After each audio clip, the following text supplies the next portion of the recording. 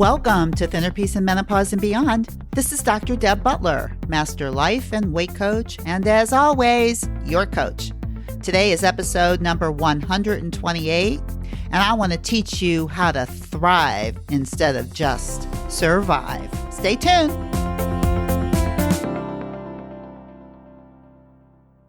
Hi, everybody. How are you today? Oh my gosh, we're starting to come into fall. The weather is cooling. Oh, it's so beautiful out. I love it. And yesterday, just to give you a little example of my day, yesterday was a work day for me where I coach on the phone. And at the end of the day, I decided that I wanted to do something really special because it was so beautiful out. So I texted my husband, Michael, and I asked him if he wanted to meet me at the river. And he texted me back and he said yes. So yesterday, when I was through with my fantastic phone calls from maybe some of you who are listening to me right now, I know my clients listen to this just as much as those of you who are just listeners, probably with phone calls from you, had a fantastic day. I love coaching so much. I cannot even tell you.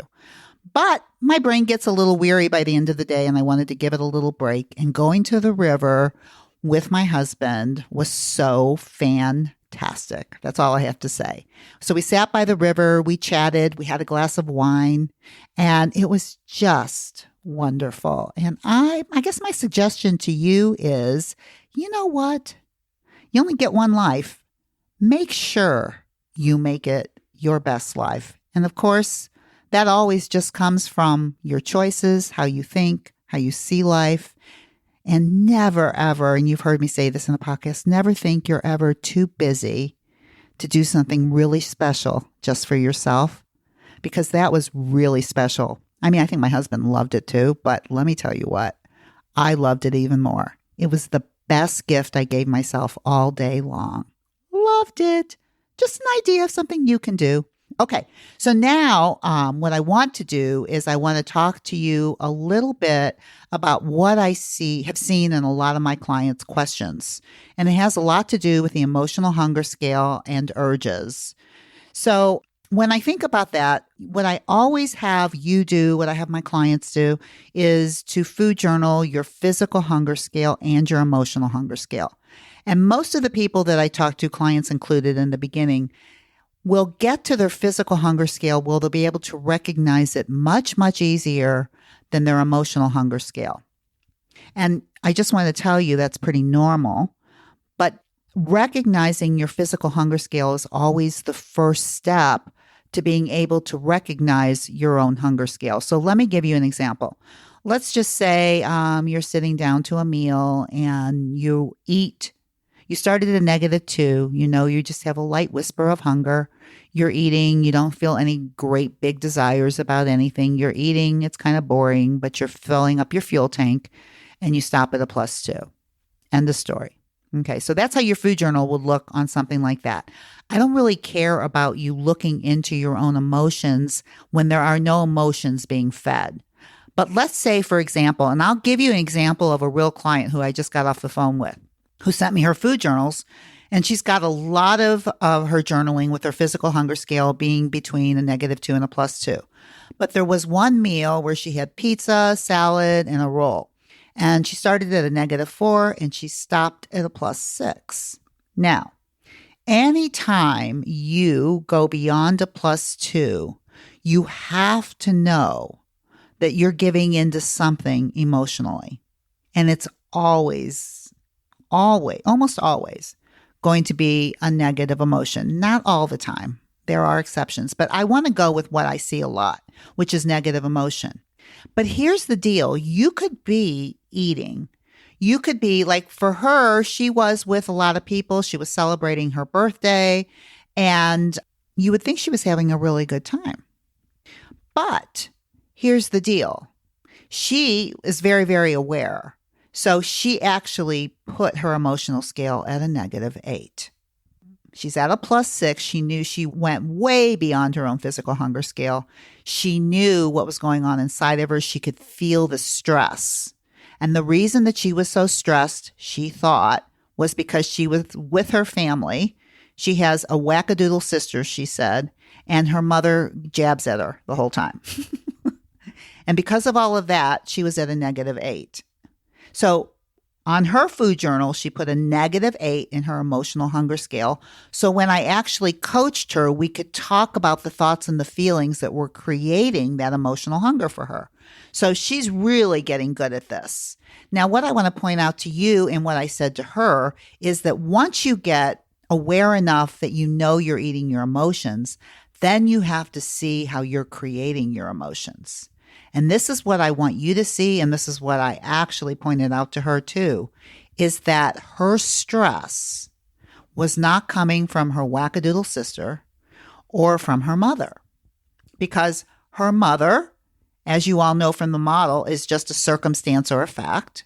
Whatever her mother says is just a circumstance or a fact. It's neutral. And her sister, the wackadoodle sister, is a thought. Her sister is a fact. Now, I will tell you this, when she thinks her sister is wackadoodle, she feels very stressed. Now, with her mother, she thinks that her mother just jabs at her. And when she thinks she's jabbing at me, it makes her feel very, very uncomfortable. What we discussed is there's so many other different thoughts that she could think while she's celebrating her birthday with her family, other than those thoughts that brought her down to a -8 and made her fill up physically to a +6.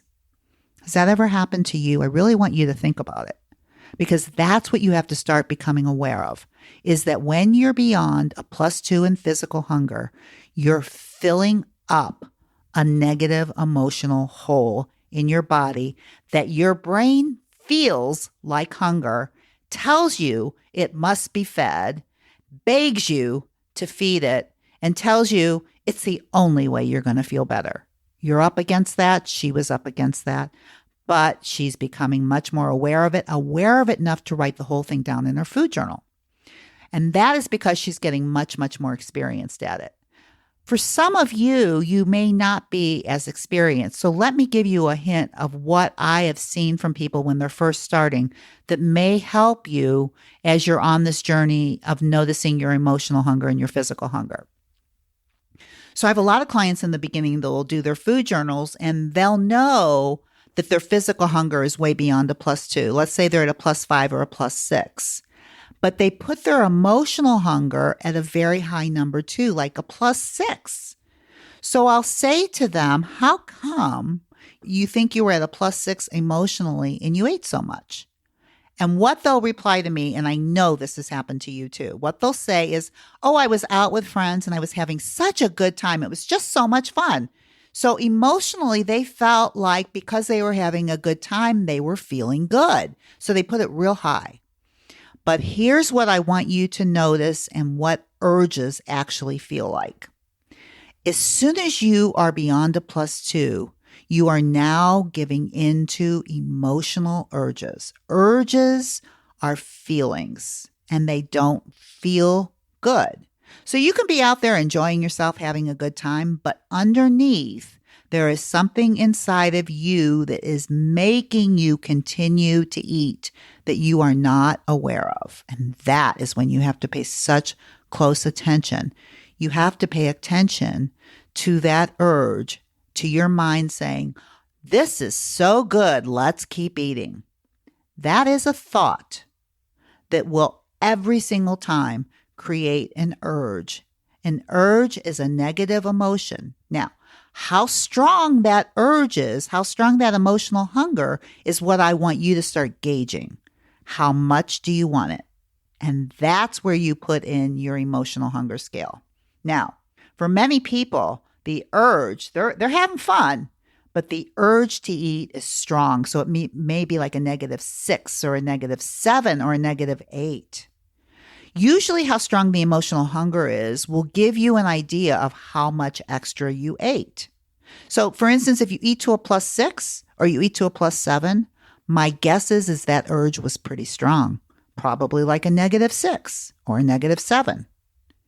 Anytime you see a negative emotional hunger scale in your food journal, or you know you're doing it, then you know that your brain is on automatic pilot, almost sort of say, and filling up that hole, that negative emotion, with food so you don't have to feel it anymore. But this is what's really happening. All you're doing is training your brain that when it says, I want it and it tastes good, and you fill it, you are rewarding that process over and over and over again. It's a screaming toddler that says, I want candy, and you say, okay, shut up, I'll give it to you. It does not feel good. No matter how much fun you think you're having, you have that inside of you too, that the only way to know it's there is to drop into your body and mind for a second and feel it. And how hard it is for you to stop is how strong the urge is.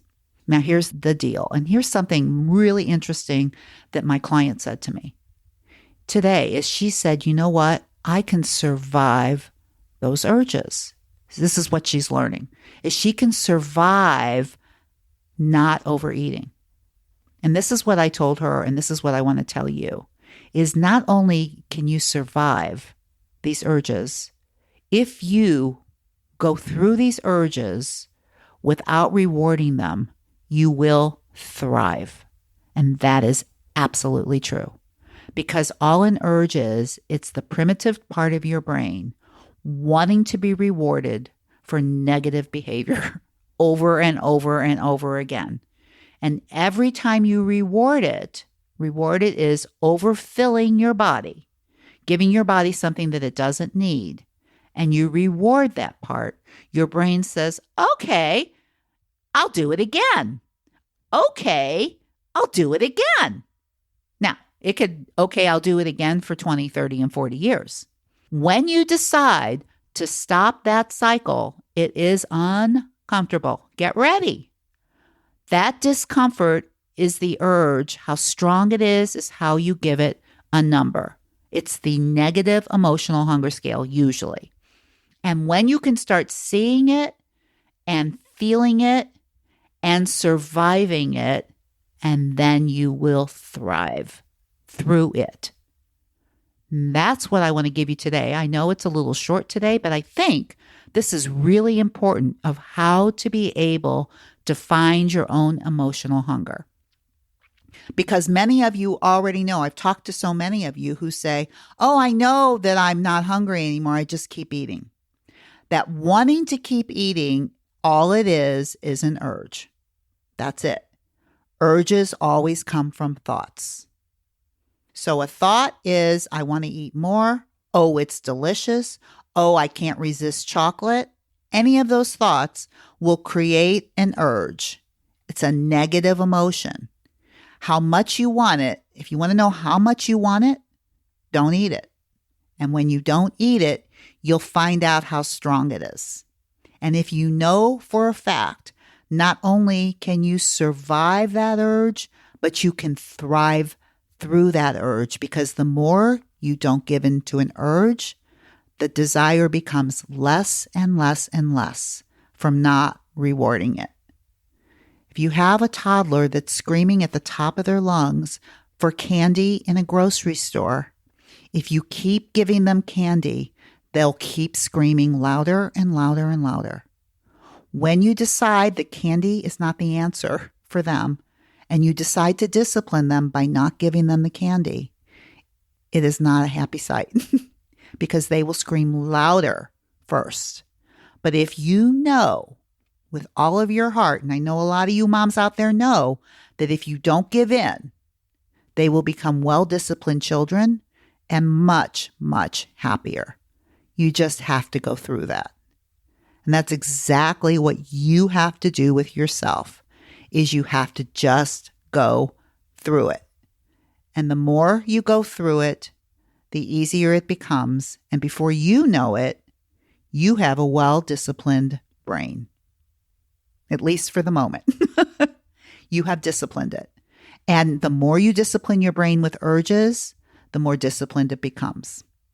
So that's what I want to leave you with today. I think this is really good stuff. If you have any questions, you can always write me at Dr. Deb at drdebbutler.com. But more important than that, I really want you to think about how you're doing with my podcast. I have like 128 of them out there right now. This is number 128. I can hardly believe that. I think I'm going maybe on 2.5 years. Anyway, I know a lot of you have been listening that long, which I am so honored. I can't tell you that you listen to me so much, and that when I started this podcast, I really wanted to get this message across, and so many of you are getting it. And I've gotten so many letters, and I got this one letter from one podcast listener who I think she's lost like 87 pounds now, but she wrote the most gorgeous letter to go with this. And I'm going to have her on my podcast next. I don't know if it's going to be the very next podcast, but I'm planning on having her on. You're going to love it. And she's going to talk a lot about the stuff that I'm talking about today. But what I wanted to say is, if you're really having trouble figuring out that emotional hunger, sometimes it's because you actually just need coaching on your own brain. So some people who listen to this podcast do very well on their own, but there are a lot of people that can't apply the tools because they can't get their brains under their own control. Sometimes you just need a coach. What else can I tell you? If you think that what you need is a coach, and I might be your coach, I really invite you to a mini session with me where you can talk to me for 30 minutes and you can find out if I think you're a good fit for this fantastic program that I've put together that goes along with my podcast. All you have to do is go to drdebbutler.com/work with me, and you can set up a mini session. I'm getting booked up quickly, so if this is interesting to you, I'd get on there right now and do it, because I only do 3 a week. And you know what else I want to say to you, because I say it to you every week, but it never goes without a lot of emphasis of how important it is. That no matter what else you do this week, you must, at all costs, be very, very, very kind to yourself. And I'll see you next week. Bye-bye. To get a free copy of Dr. Deb's companion workbook with all the tools, homeworks, and discussions that she uses in her podcast with all of her private clients, please go to drdebbutler.com/change. This will make it even easier to follow along with her in future broadcasts.